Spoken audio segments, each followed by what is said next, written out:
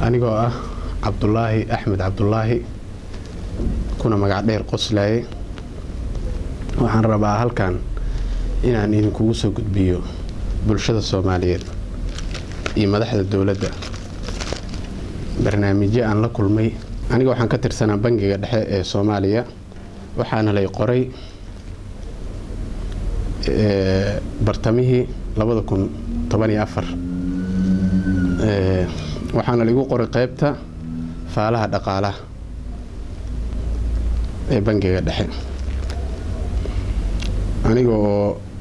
markii la qorayay yaani la igu qaatay khibrad ahaan shaqooyinka bangiyada aan hore uga soo shaqeeyay intaan bangiga dhexe ka shaqo bilaabin iyo qaybaha bangiga dhexe qaybo kamid ah oo la ii diray inaan wax ka soo qoro qoritaanka aan ka soo qoray kadibna la igu wargeliyay inaan kamid ah shaqaalaha bangiga dhexe bartamihii 2014 ayadoo sidaas ahayd ayaa waxa dhacday isla sanadkii 2015 in la isoo wareejiyo qaybta hawsha bangiga isla bangiga dhexe qaybta hawsha bangiga ama qaybta kaashiyerada oo qasnadiyaasha oo dadka lacagaha ku shaqo leh bangiga dhexe hadii aan lacag la qabtay hadii aan lacagaha bangiga laga bixiyo markii la isoo bedelay asbaabaha uu gudoomiyaha isoo bedelay ka shakhsiyan oo markaas uu ila fadhiistay Bashiir Ciise Cali waxa uu sheegay inuu rabo inuu wax ka qabto isbedelna ku sameeyo qaybta hawsha bangiga oo markaas uu dareemay inay ka jiraan caqabado shaqo oo aad u liita markaan hawshii meeshaas ka howlgalay muddo waxa dhacday dhacdo aad u yaabadneed oo ka dhacday 17 bishii 2016 sanadii la soo dhaafay dhacdadaas oo ahayd dhacdo oo xatooyo dhaqaale ee bangiga lacag ka badan nus milyuun oo faalsa ahaan loo dhigay inta kale tana ayadoo cadaan ahna laga qaatay bangiga dhexe arintaas markii ay dhacday waxa dhacday 17 isla bishaas oo bishii 2016 waxaan ahaa shakhsigii Ilaahay waafajiyay in uu iska diido qabashada lacagtaas faalsada ah markii uu u keenay kaashiyerka guud ama qasnajiga guud sida qofba uu yaqaan dhacdadaas dhacday waxa ay sababtay inaan cadaadis kala kulmo gudoomiye ku-xigeenka bangiga dhexe Marwo Maryan Macallin oo aad uga xanaaqday ama dhibsatay falkii aan ku fashiliyay lacagta xatooyada ee bangiga dhexe falkaas markaan fashilinayay bangiga dhexe qayb walba shaqaalaha wuxuu leeyahay horjoogo ama agaasime sida loo yaqaan agaasimihii qaybta ayaa subaxaas nala joogay mudane Xasan Sheekh Cilmi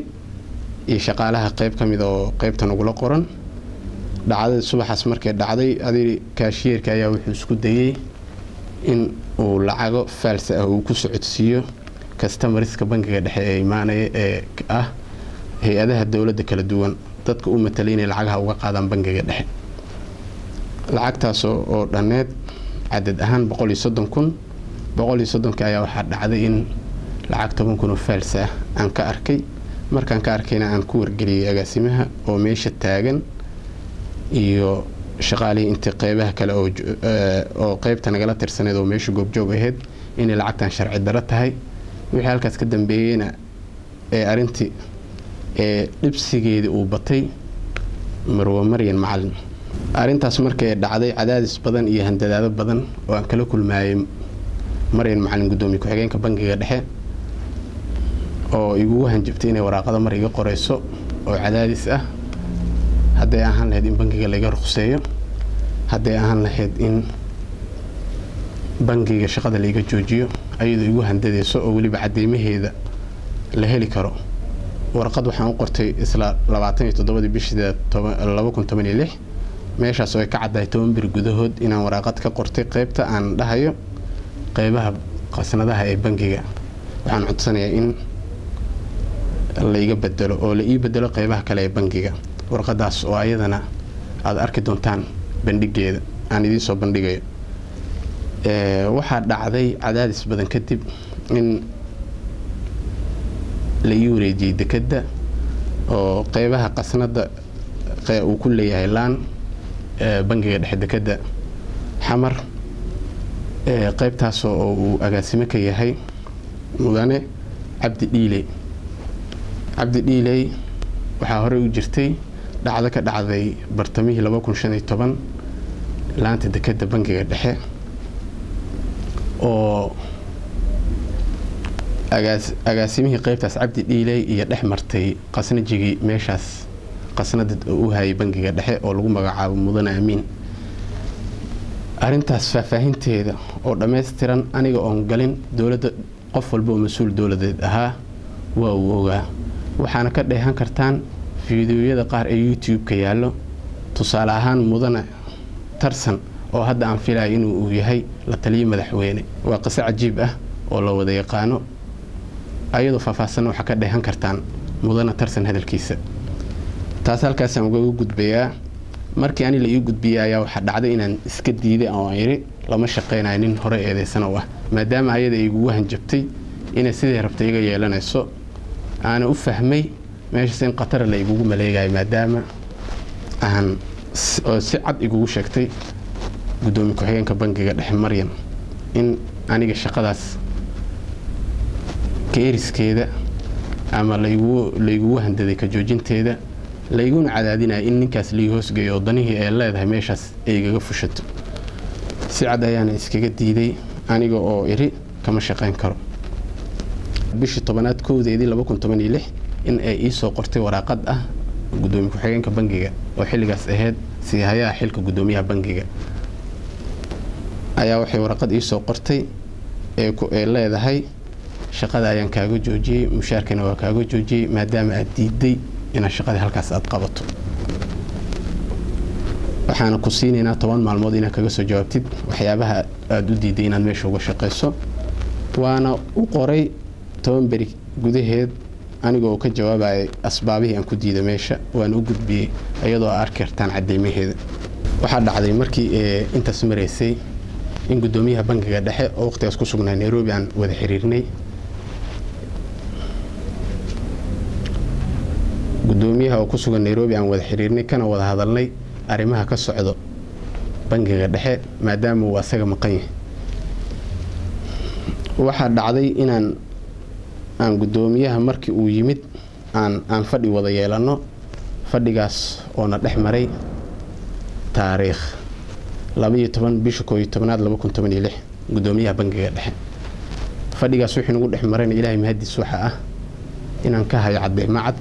oo aad ila dhageysan doontaan cadeymahaas gudoomiyaha hadalkiisa asagoo igu yiri dhaqaale qaado waraaqadahan waxaan lagu qoray shaqo joojinta waxba kama jiraan waaye laakiin waxaan codsanaynaa inaad si nadiif aan ku kala baxno maadaama ay diiday gudoomiye ku-xigeenka bangiga dhexe in aad isla shaqeysaan aadna ka shaqeyn karin bangiga aysan shaqo ii noqonin inaan meesha sii joogo aan dhaqaale qaato anigana uu yiri soo qoro waraaqad aad leedahay shaqada ayaan iskaga tagay adiga adoo leh anaa shaqada iskaga tagay waan ila dhageysan doontaan cadeymaheeda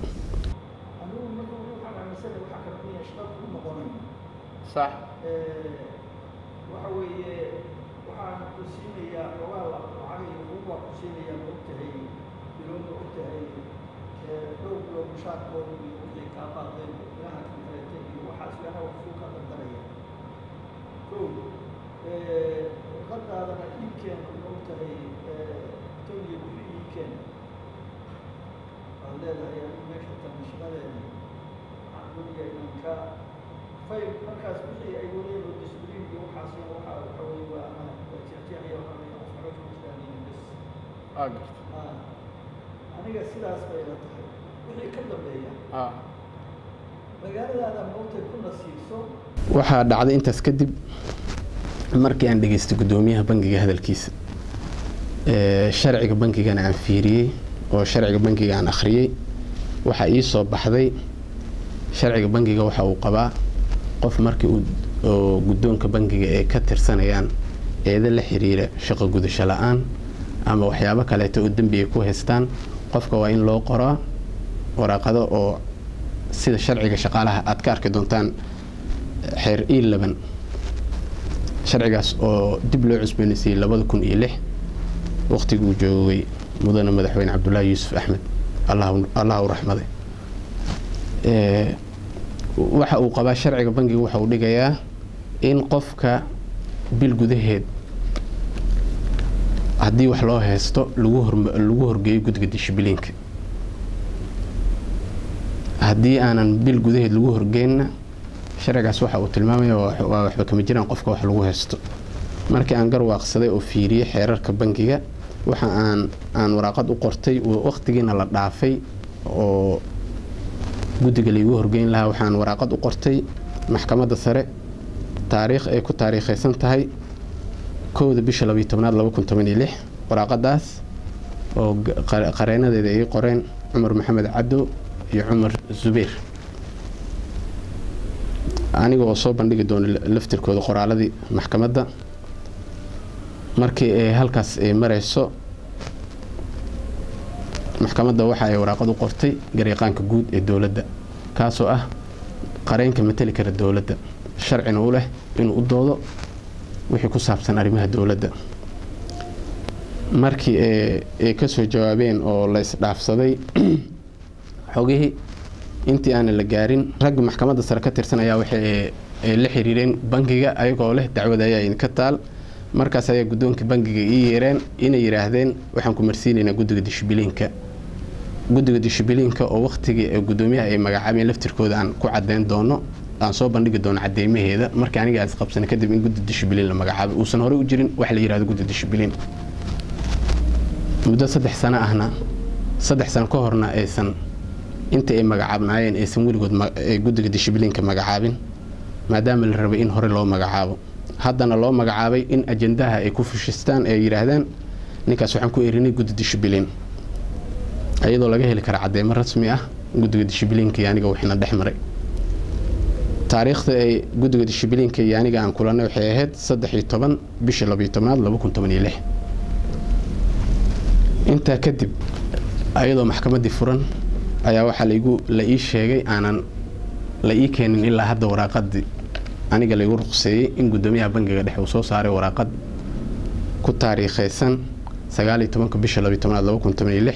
waraaqadaas oo ujeedadeedu tahay shaqo ka fadhiisin ama ruqso qof walba sida uu yaqaan dacwadii maxkamaddana sida aan idiin sheegay waa ay socotaa bishii saddexaad labadeedii 2017 waxaa dhacday in dacwadii loo fadhiisto ee maxkamadda ee dhinacyadii anigii matalayay dhinacyadii bangiga matalayay aan ka wada qayb galno dacwad dhageysigii maxkamadda sare waa taariikh 2 bisha saddexaad 2017 waxaa dhacday in dooda intay socotay aad ka arki doontaan waraaqadii maxkamadda oo aan u gudbinaynay qareenadeeda iyo waraaqadii maxkamadda ay soo saartayba ayadoo 2 waraaqadood oo kala duwan oo isburinayay soo saaray waxaad ka arki doontaan yacni in uu bangiga uu la yimid qareen la yiraahdo magaciisa Cabdiwaaxid Cusmaan Xaaji oo qareen private ah ee ku sheegeen shakhsiyan uu noo matalayaa doodii markii maxkamadda halkaas ka dhaceysana qareenadeedii ayaa codsadeen inay la doodi karaan gareeqaanka dawladda kaliya aysan la doodeen qareen private ah sida ku cad sharciga dawladda maxkamaddina waa arki doontaan qoraalada ay soo saartay waxa ay sheegtay inay aqbashay inuusan u doodi karin Cabdiwaaxid Cusmaan Xaaji waxaa halkan idinkula socodsiinayaa waxaa dhacday isla markaas in Cabdiwaaxid bangiga dhexe laga siiyay lacag dhan $5,000 oo u siiyeen guddoonka bangiga dhexe waliba amarkaas ay bixisay gudoomiye ku-xigeenka bangiga dhexe ee leedahay nagu difaac bangiga dhexe noo matal maxkamadda horteeda $5,000 ayaa la siiyay waxa lagu sii koodo si sharci darro ah ayadoo uu joogo gareeqaankii dawladda oo lacagna ku qaataan inay difaacaan hay'adaha dawladda haddii wax lagu qabsado. marka labaad maxkamaddii ay u wakiisheen waa laga eriyey oo ma matelin waxaan uu halkaas ku qaatay lacag $5,000.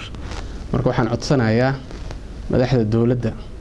khaasatan ra'iisul wasaaraha qaranka mudane xasan cali khayre iyo wasiirka maaliyadda cabdiraxmaan ducaale beele waxay ku celceliyaan inta badan markii aan ka daawanayno baraha bulshada ama miidiyaha dawladda ay leedahay waxaan ka daawanaa ayagoo yiraahdaan sida aan xilka u qabanay ma dhicin 1,000 shilin oo shilin Soomaali ah inuu ku baxo qaab musuqmaasuq ah. waxaan rabaa in halkaas lagu cadeeyo lacagta $5,000 ah waxa lagu siiyay Cabdiwaaxid Cusmaan Xaaji ayadoo cadeemihiida la heli karo bankiga dhexe. waxa dhacday markii dacwada la dhageystay waxa matalay gariiqaankii dawladda ka socday oo hal qof kaliya ahaa. doodii ayaa waqti kooban ku soo idlaatay maxkamadda horteeda. maxkamaddana waxa waqtigaas horteeda يعني نقول مثلا قرينا ذي يجريقان جود الدولة ومثلي بنك جدح وحنا فرق سجوب جوج حبين برلمان فدرالك الصومالي كترسن ولي هذا مدنه زكريا حسن قاشان وحنا جوب جوج كلته عن سوق حيني حبنا الصحافة ده ولو دي إني ماشي الدوبان إن عديان برنامجك si aan u rabnay in loo tabiyo ayaa laga hor istaagay. xubnahaas waxa kamid ah Munassar Maxamed Cabdi oo waqtiga soo shaqeynaya goobjoog haatanna aan la socday inuu joogo Universal TV xil intii ugu wardambeysay iyo wiil dhalinyaro ah oo ka socday radio kulmiye lana yiraahdo Axmed. waxaana ayako aanan barnaamijyo waxba aanan duubin goobjoog ahayn dacwada intay bilaabatay ilaa intay ka dhamaanaysay وانا laga wareysan karaa sida dacwada iyo xukunka uu dhacay maxkamadda. waxa dhacday inaan meesha ku soo kala tagnay oo lagu wargeliyay inaan soo doonano xukunkii oo qoraal ku soo baxay oo qoraal ahaan lagu soo saareeyo taariikhdii markay ahayd 15 bishii 3aad 2017 maxkamadda waxay xukuntay qoraal ku soo saartay oo go'aan maxkamadeed ahaa sidaad arki doontaan dokumentiga idin soo bandhigi doono. waxa dhacday markii xukunkaas uu dhacay oo gudoomiyihii guddiga garsoorka ee arinteeda qadiyadeyda ahayd aan u gudbistay maxkamadda aan kaga cabanayay ka joojinta shaqada iyo mushaarka oo magaciisa lagu magacaabo Sheekh Abuukar ayaa waxa uu igu soo wargeliyay in xukunku uu soo baxay uu iska agyaalo gudoomiyaha maxkamadda sare Ibrahim Iidle Suleymaan. cadeynteedana waa heli kartaan. Hello, السلام عليكم. السلام ورحمة الله وبركاته. هذا ريورا. أرونا الحمد لله. ما شاء الله. على عرورتي حالك هذا أوكي. الحمد لله أنت خدمة. ما شاء الله. وحوا خير كالله نوضع فجي. قد شهر قبعونها يكلا جرى وحوا هذا الكابس كتير دي بقى ورنا ذير حواشك ورا المش. ده قدومي أي فحير أنت. أي. قدومي ده هو والسحرين وكذا. كله هو أرتجع هذا. حقيقي جدا. ما ولي إذا موسى صوصين وسجع هيستمع. هذه هو علة فربنا بلايبان وحفظ وسيران لكن كل يوم أحمد على الدار هذه غلطة ورك شوية. أحمد واو على سماهن. أحمد أوجي وترى الناس. صح. كل يوم هذه غلط ثاني أنت غلط شوية أنا صاحي. صح ما أسير ما قدامي على ذا مش شيء ويا ودوكيمنتي ورقة ده. لا أسير ما قدامي ده كبنجي وجوه هذا فيه. صح. ما يودرين سنة ما وحنا إلا ذا وحنا شيء ما كان يسوي وحنا كل ما هذا هذه واحدة شيء أنا مرات متورج لنا ها si fiican أيوة تجاه من جوا كذا صح تجاه صح وحي اللي دافوين ولا سوال تركه ها si fiican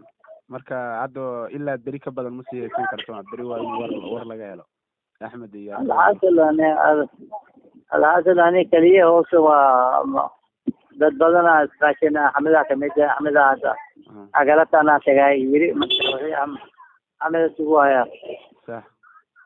ani wixii maanta waa ilaa saacado badan ay joogno waa ismar weyn kan gudoomiyaha ya kale waada ha صح nawal meeshii wax ka adeega mufta si fiican ha kulli saasa jeeto alxasan waa oo ma faa'iidin لما دول ماشي مرجعون bangi ما باقي ما ناكتا maryan ha ay بس ناكتا بس احسان المكان بس يعني isagoo Sheekh Abuukar cadeynaayo in go'aankii maxkamadda oo dhameystiran Ibrahim Iidle Suleymaan uu hortiisa yaalo uu si cad u diiday in go'aankaas uu banaanka u soo baxo ama la nashriyo maadaama dhinacyadiisa haystay ay sugayaan go'aan maxkamadeed waxaa dhacday in Ibrahim Iidle Suleymaan nin igu qaali ah inuu u tagay oo yaani kamid ah diblomaasiyiinta dawladda Soomaaliya ee banaanka u fadhiya ninkaas oo aad uga mahad celinaya arinteeda ka murugooday ilana dadaalay inuu u tagay uu yiraahday maxaad go'aanka ku hor istaagsan tahay go'aanka ee garsoorayaasha gaareen aad u siin laadahay wiilka dhalinyarada ah ee xuquuqdiisa raadinayay muddada intaas la eeg ee qiyaas ahaan 6 bilood ah Ibrahim Iidle waxa uu ugu jawaabay waxaan rabaa inaad ii keentid wiilka adigoo ila fadhiya noowac hanoo yimaado waa la soo wacay mudanahaas ayaa soo wacay inaan magaciisa meeshan ku xuso mar rabo waa uu soo wacay waana imid aniga Ibrahim Iidle Suleymaan ayadoo xukunka maxkamadda meesha u yaalo ayuu si afcad igu sheegay inuusan isiinin go'aanka maxkamadda markaan iri sabab ayaad ku diidaysaan wuxuu yiri go'aankan meel uu kaaga dhaqan galay malahan cid ku filinaysana malahan waraaqad inta qaadan lahayd waxa ku roon wixii ay galo hadleen gudoonka bangiga dhexe oo horay aan uga soo diiday oo ah inaan dhaqaale qaato shaqo kalena la ii wareejiyo ama shaqo kale uu la isiiyo oo ah waxaad nagala shaqeynaysaa garsoorka waan ka diiday maxaa yeelay waxaan arkaa garsoorka iyo sida uu shaqeynayo cadeymihiisa ayaan arkaa sidaas daraadeed waxa ii cuntami weysay hadalkii Ibrahim Iidle Suleymaan waxaana dhacday taariikh 29 bishii 3 2017 in mar kale xukunkii oo aan la nashrin Ibrahim Iidle uu xukunkii hore oo bishii 12 la soo saaray soo ritaaga ku sameeyay in dib loo soo saaro xukun kaleeto oo la yiraahdo loo xukumayo bangiga dhexe oo la leeyahay go'aanadiina waa ku saxsantiin waxaan rabaa in horta meesha dadka akhristayaasha ah dokumentiga maxkamadda labada xukunba waa arkaysaan yaani inta badan 7 page ka kooban yahay xukun walba oo waa isku mid waxa kala duwan asbaabta xukunka bas waxaad arkaysaan hadalka soo soo qoran yahay iyo asbaabta xukunka oo la leeyahay go'aanada bangiga waa ku saxan yihiin inay kaafi kala dheer yihiin qofkii sharci yaqaan hadduu akhriyo waa uu dareemi karaa waana uu soo saari karaa qaladaadka sharciyadeed ee meesha ku jiro qaabka uu qoreena xitaa ka dareemi kartaa qaladaad ee meesha ay ku galgaleen oo wax sharciga uusan waafaqi karin waxa tusaale yar idin siinaya maxkamadda dacwadeeda waxaan ka furtay bishii 12 koodeedii 2016 19 bisha 12 go'aan ay soo maxkamadda iga furan ee bangigana la ogeysiiyay oo la yiraahdo ka soo jawaaba in go'aan bangiga ka soo baxay maxkamadda ee dhahday waa aqbalay go'aankani aan ka dacwoodana wuxuu ahaa shaqo joojin iyo mushaarka joojin marka waad dareemi kartaan qaladaad badan oo meesha ka jiro waxa qaladaadkaas kale to aniga aan dokumentiyada aan helay oo labada xukunba waa haya oo waana arki doontaan waxa aad qaladaad badan ka arkaysaan يعني 29 حكم كسب حي إنه ميل كمد صحية garsoorayaasha uu ku cadyahay meelna uu ku cadyahay 15 taasoo ka dhigan cadeymo buuxdo waxa kale oo arkaysaan oo aan rabaa inaan idinla wadaago 29 isla maalinka uu go'aamiyay Ibrahim Iidle 29 bisha 2017 maalinka Ibrahim Iidle Suleymaan gudoomiyaha maxkamadda sare uu go'aamiyay in xukunka la bedelo garsoore Cabdinaasir Seeraar oo kamid ah xubin kamid ah garsoorayaashii kiiskayga oo si cad u cadeynaya in maalinkaas lagu yiri bedelo xukunka saas inuu bedela waxaad ka dheehan doontaan cadeymaha aan idin soo bandhigayo Hello السلام عليكم Salaam. adeer waran Seeraar waa Cabdullaahi waa wiilka bangiga Waxaan seetay. adeer oo kuuladana Adeer maanta adigu wuxuu yiri bangiga inta dhowrka waxay leeyihiin sharci u gaaraya waxay idmaariyeen sharciyada gaaska ayaa lagu tixgelinayaa wiilka ugu xuquuq leeyahay ayaa la siinayaa wiil hadalkii Maryam wadatay waayno hadda ka hor la igu dhahay aniga waxyaabaha aan ka soo dacwooday saas ay ahayd lacag hal lagu siiyo iska bax waa gartay marka iga sukan gudoomiyaha ma idinka maadaama garsoorayaal atiin oo aad xukunteen oo aad dhaadeen wiilka shaqadiisa lagu celiyo wixii mushaaraadka ka baqda la siiyo xuquuqdiisa la siiyo ninkan waa hadal af Soomaali ah waa wuxuu wato u dhahay sharci ya go'aankaas helan dhawaanay waa gartay okay marka laakiin wuxuu dhahay go'aankaas aad gaarteen joojiye go'aankan kala hala qaato tala hadduu idinku leeyahay maxaa garsoor ka tihiin marka adeer idinkoo mahadsan khayr Allah idin siiye adeer waxaad ma fiicnaa yaa maxaa dhahdaa adeer waxaa jirta markii xukunka la bedelay inaan isla hadalnay isagana kaaliye khadar kuna magac dheer khadar gaas taariikh 4/4/2017 asaga oo sheegay in gudoomiyaha maxkamadda sare asagoo ahaa kaalihii yarkii qorayay kiiska dacwadda oo la soo bandhigay si cad igu sheegay in kiiskaas gabi ahaantiisaba mar labaad dib loo qoray lana bedelay qofkii go'aankaas lahaan oo ahaa Ibrahim Iidle Suleymaan waxaan filayaa macnaha adigu inaad wadi u qaxsato waxaad leedahay wuxuun baad ka soo qoraa adigu leedahay moog adigu waxaan iska gaaray ma aha ya suuq walba kuma leeyahay oo see macnaha anu xukunka soo mangurin aniga la igu dhiibin waxaan ka baqay inaan adiga talaadani kalsina ku jiray waa waxaba may way noqonaysaa be ya way noqonaysaa soo adi ma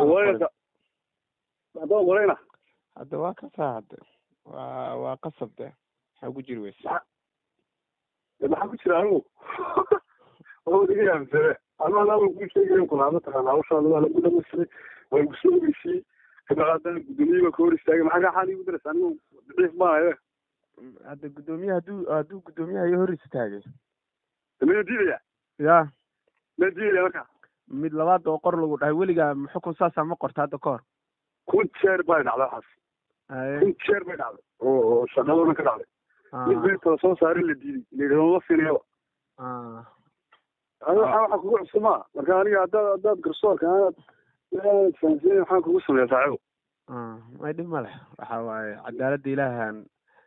agtiisa u doonayna kolley waxa waaye tijaabeen oo noqotay garsoorka Soomaaliya soo shaqeynaa aragnay ninkii maxaa dhahday waa gacan waa ku dhigi laadihiin iyo Cabdiqaadir Kaasaga ayo Cabdiqaadir anu ma aragniyo shaabookarkiina wax ma weydiisay misla hadasheen waxba kalama hadlaan sababtaa ma taqaana sababtaa waxaan wax dhamaaday laga soo qaaday kadib markaan wax ciidan weydiiyay adoo xasiyo la soo hadlay saakaniyo yiri war hawsha ay marayso wax subaan sa waka ya okay waa gartay dalkaana ku qoran ana warbixintiisa sirtiisa haya ma garatay sa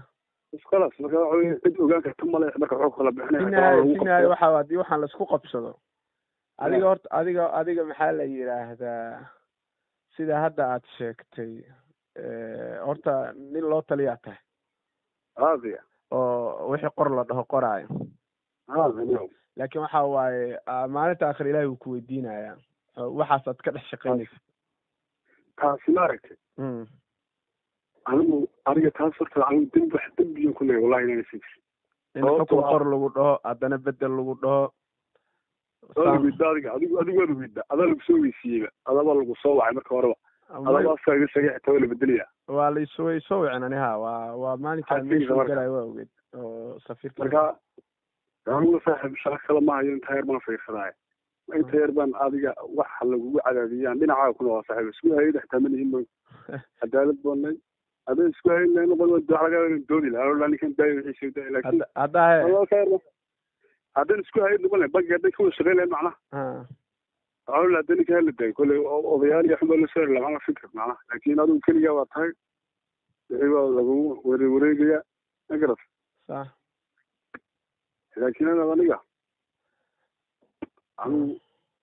والله بالله ماشي isdhexyaacta waxyaabahan la yaabanayo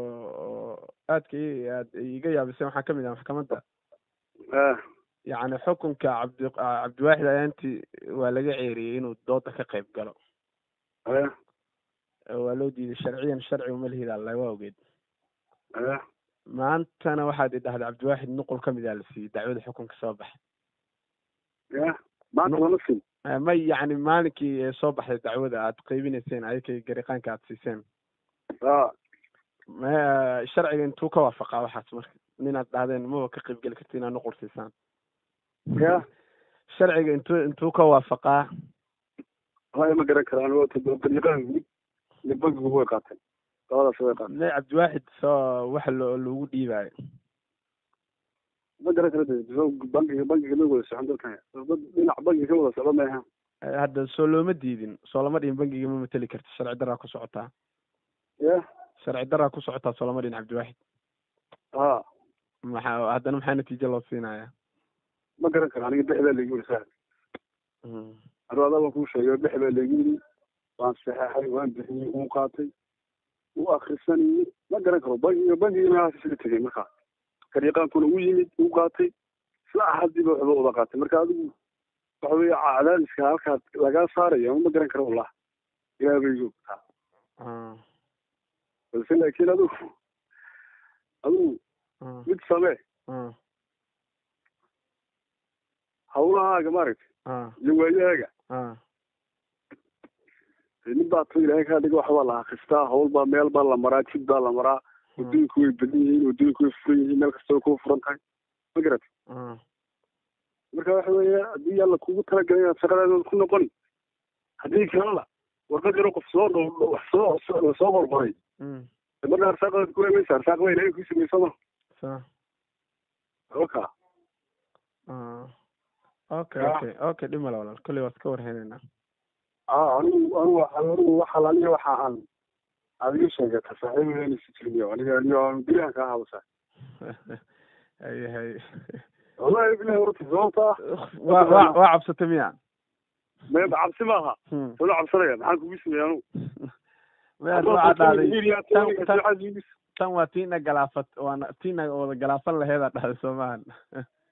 tawee macnaha waxa weeye marka waxa tirada cabdiqaadirkii markaa weysay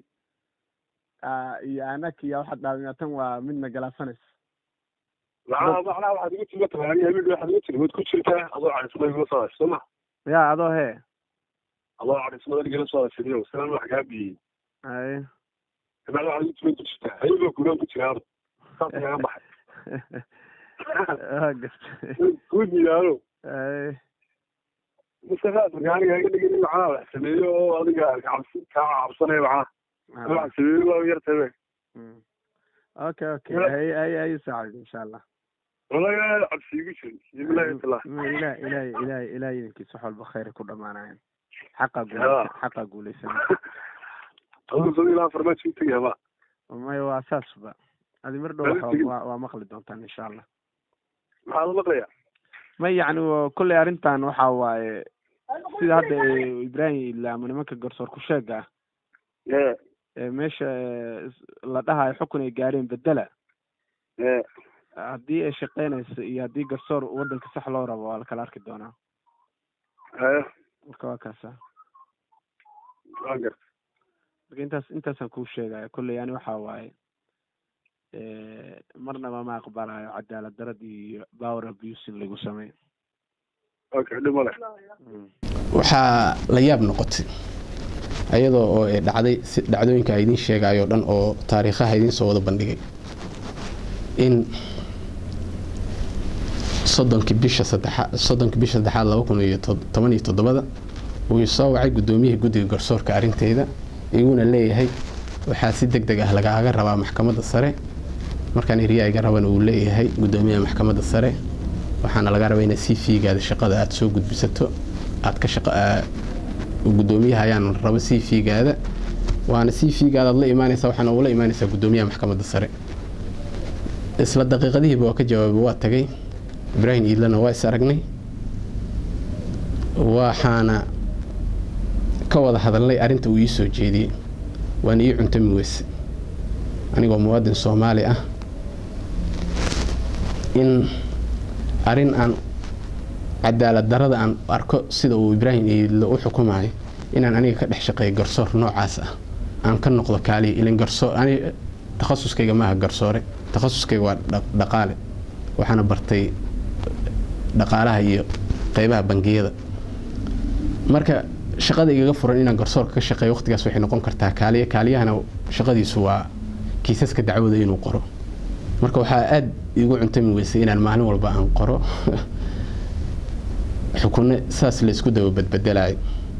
oodna arki doontaan dadka qaar hadaladooda aad ka dheehan kartaan in kun jeer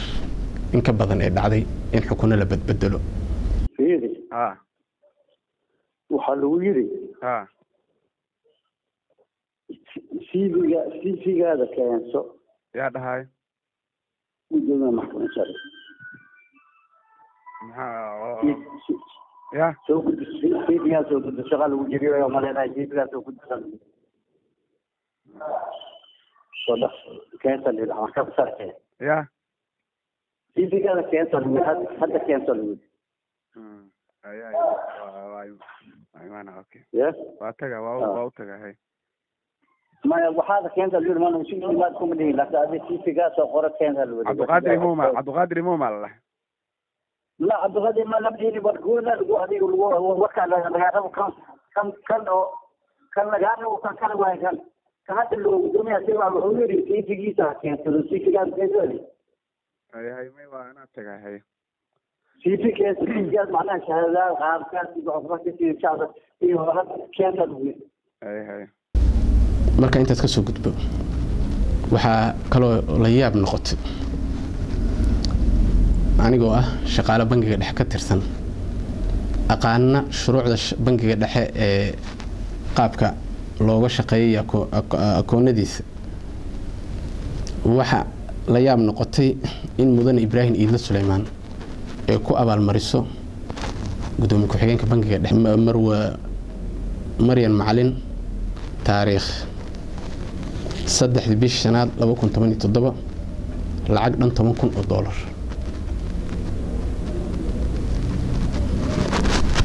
lacagtaas oo laga saaray isla akoon maalinkaas la furay loona furay Ibrahim Iidle ayadoo sharciga bangiga dhexe uu bataatan ka hor imaanayo in Ibrahim Iidle Suleymaan bangiga dhexe uu ku yeesho akoon personal ah bangiga dhexe waxa uu furan yahay waa hay'adaha dawladda akoonadooda hay'adaha kala duwan wasaarado ama hay'adaha kale oo ciidamada iyo wax walba hay'ad dawladeed ah iyo bangiyada uu la tacaamulo ee private-ka ayaa waxa loogu ogol yahay dhaqdhaqaaq akoon inay ku yeeshaan marka in qof personal ah tusaale ahaan Ibrahim Iidle waxa uu gudoomiye u yahay golaha garsoorka maxkamadaha dalka oo waxa uu yahay gudoomiyihii maxkamadda sare ee dalka maxkamadaha dhan maxkamad degmo ama maxkamad gobol ama maxkamad sare waxay ku leeyihiin akoon waana sharciga qabo waana loo ogol yahay laakiin Ibrahim Iidle Suleymaan in magaciisa uu ku furto akoon bangiga dhexe oo waxyaabaha laga dagaalamo lana diido meeshaasna musuqmaasuqa uu ka dhalan karo waxa xusid mudan in 3 bishii shanaad aan hadda idiin sheegay 2017 akoonka Ibrahim Iidlo loo furay uu nambarkiisa yahay 1331 ama 1331 qofba sida uu yaqaan akoonkiyo zero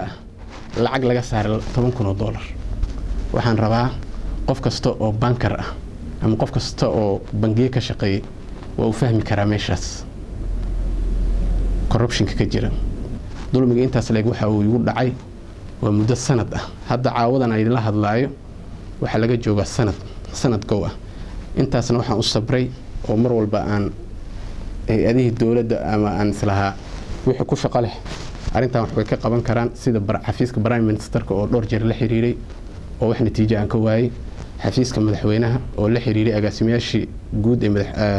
madaxtooyada ee kan hadda jooga iyo mid ka horeeyayba intaas baan rabay in arrimaha dawladda waxa ay ku fiican yihiin dawladdu waa weel weyn oo wax walba aad ka heli kartid yani dadku xun oo dawladda ku jiro si hoose in madaxda lagu la socodsiiyo waxna lagalana qabto halkan waxaan ka codsanayaa codsi uga soo jeedinaya madaxweynaha ummadda Soomaaliyeed mudane Maxamed Cabdullaahi Maxamed Farmaajo in uu fiiro gaar ah u yeesho dadkaas aan hore ugu soo sheegay oo ka tirsan labadaas hay'adood hay'ad dastuuri ah iyo hay'ad fulin ah oo hoos tagto xukuumadda in fiiro gaar ah uu u yeesho dadkaas maafiyada ah sidoo kale halkan waxaan rabaa fariinteeda gunaanadka inaan ku cadeeyo inaanan aniga hadda aanan doonin in wax shaqo celis ah oo shaqadii aan hadda halkaas dhibaatada lagu geystay lagu celiyo ama wax magdhow ah laga siiyo